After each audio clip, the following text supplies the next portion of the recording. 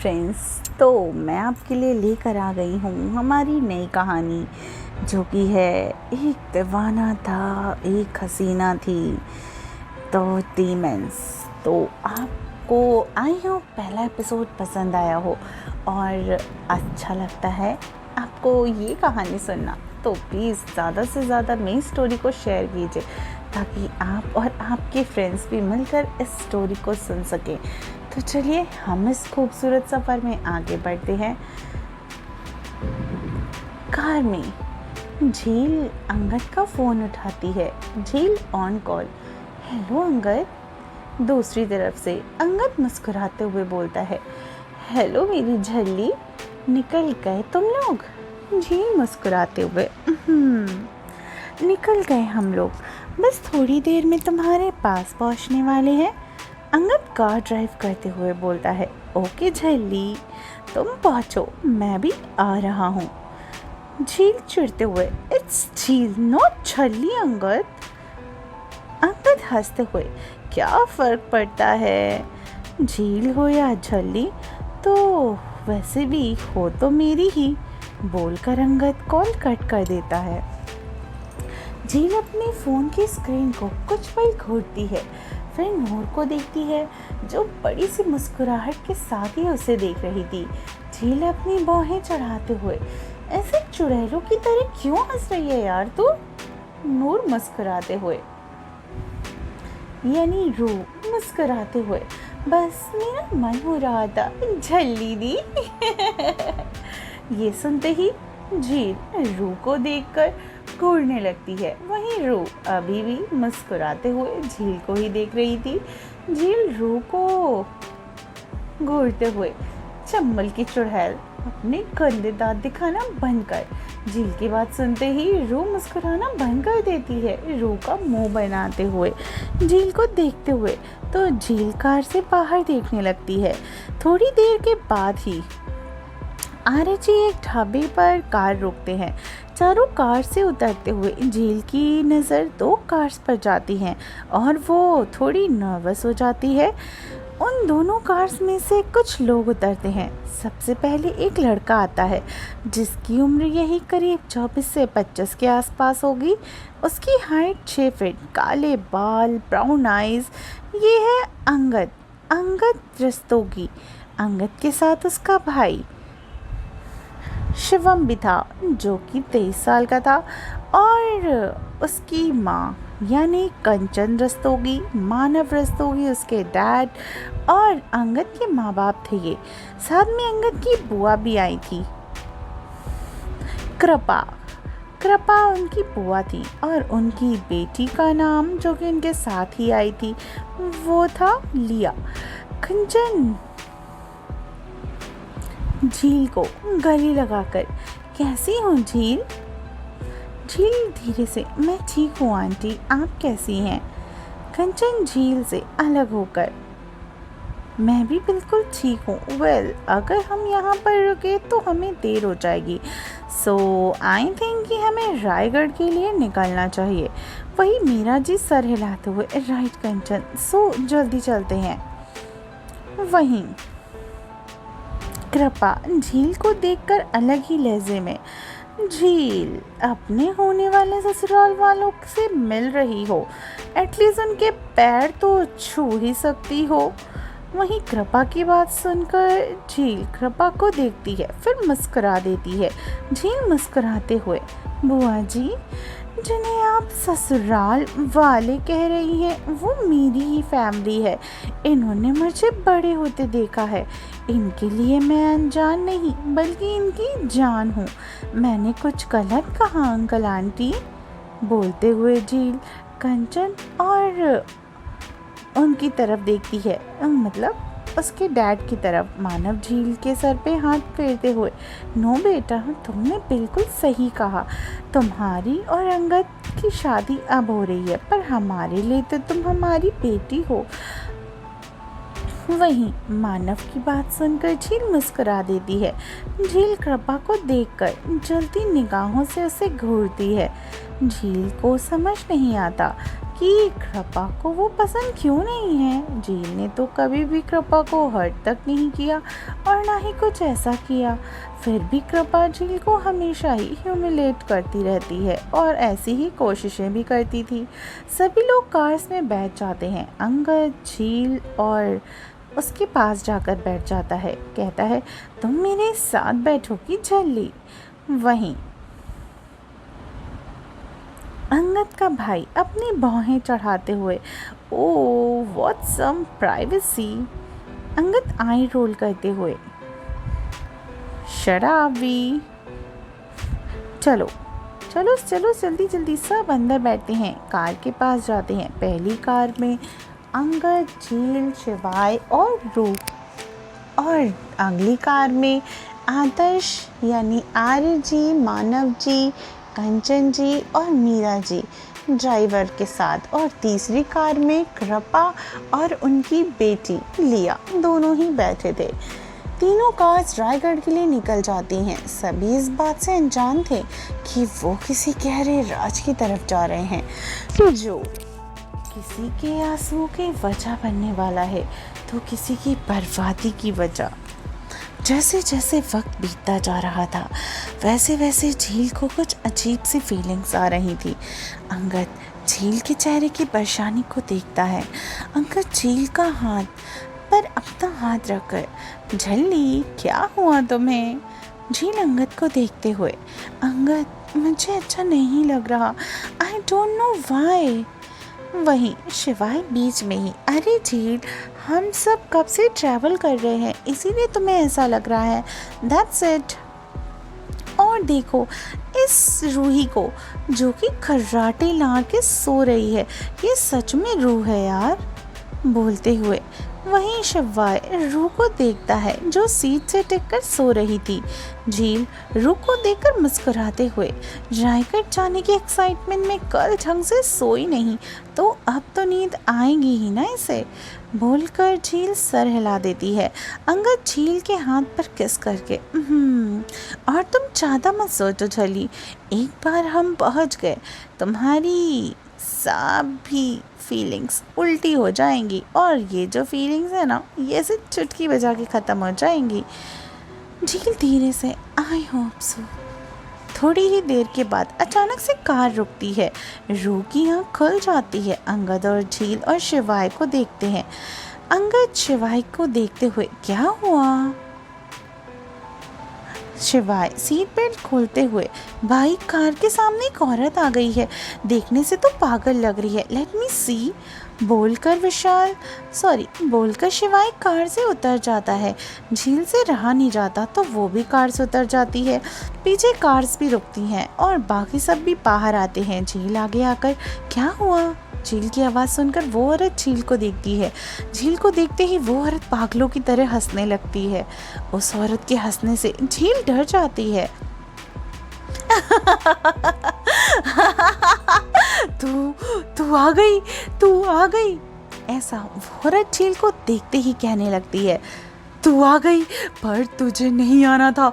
वो दर्द दिया था, आज वो दर्द वो वापस लेने आ गई तू, वो भी उसी नाम के साथ। इस बार वो तुझे नहीं जाने देगा। हर हिसाब होगा दीवाने का। पागल होते हैं दीवाने, और उनकी दीवानी सबसे बड़ा पागलपन। तेरे ख्वाबों को सच होने में वक्त नहीं लगेगा।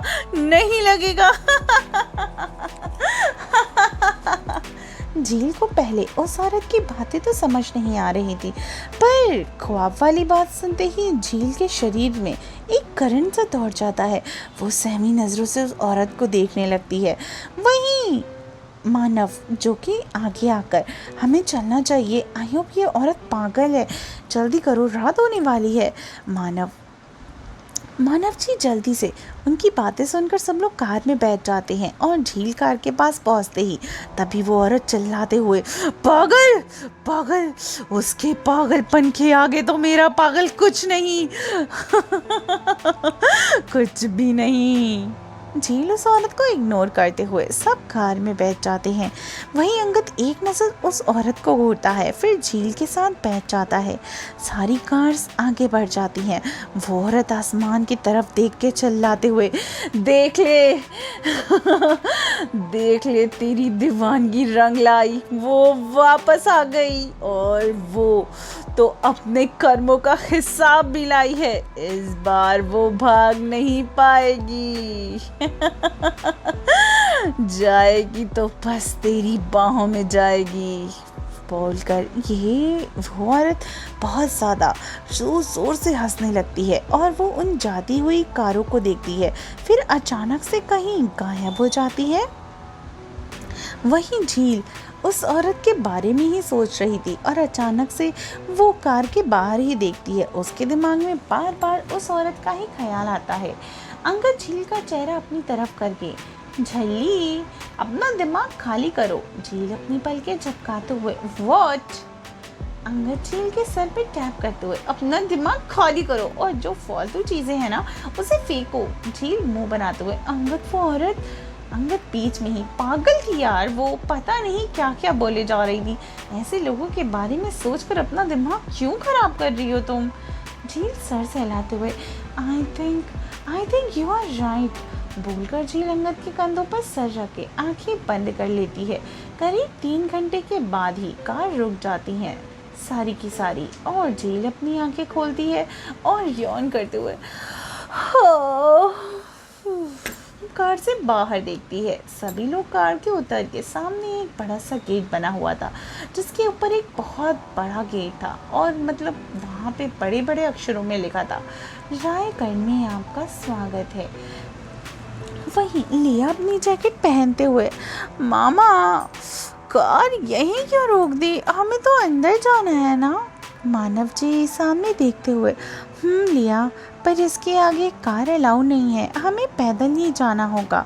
वहीं लिया आई रोल करते हुए, क्या क्या रूल्स हैं बोल कर लिया सर हिला देती है।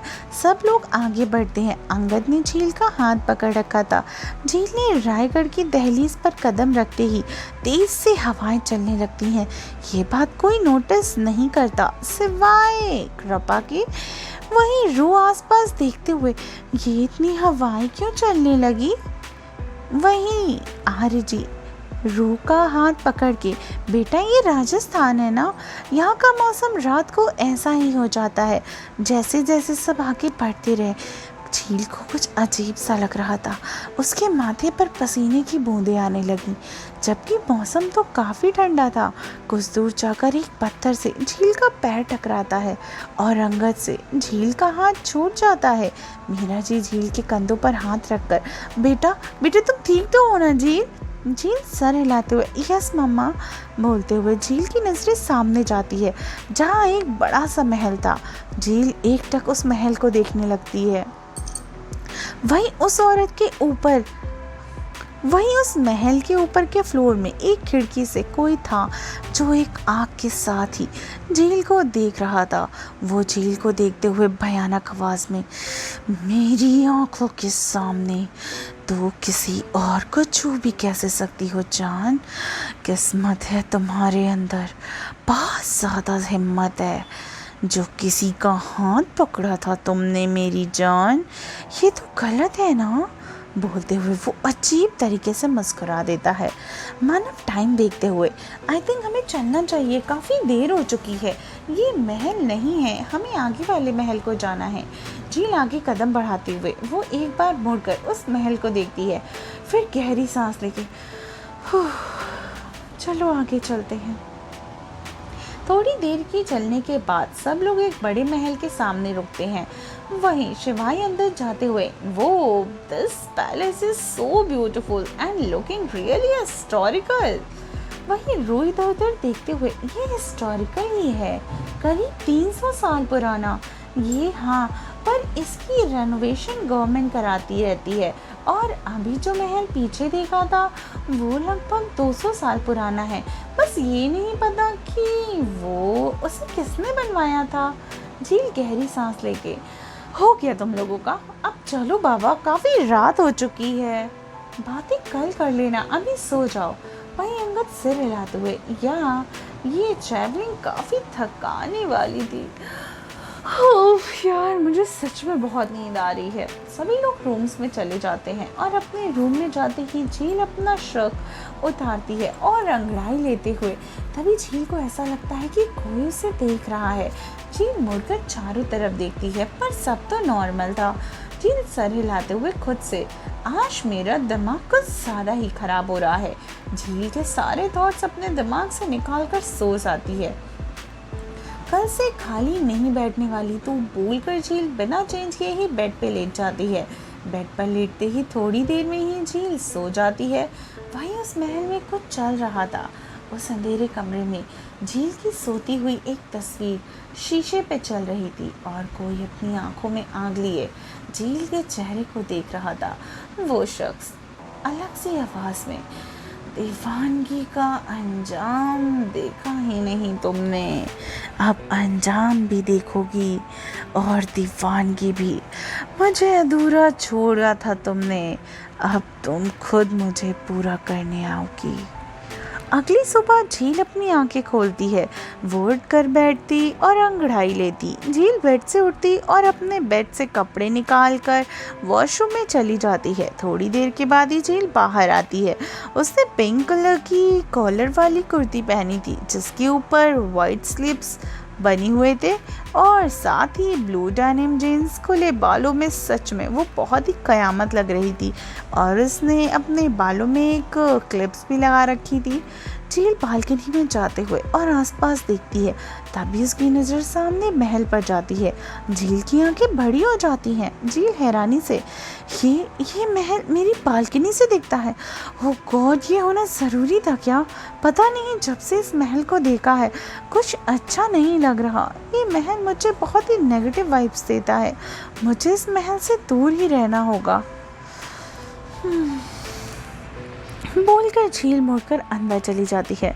अचानक झील कुछ सोचते हुए, कल रात मुझे कोई सपना नहीं आया। वाह, ये तो कमाल हो गया।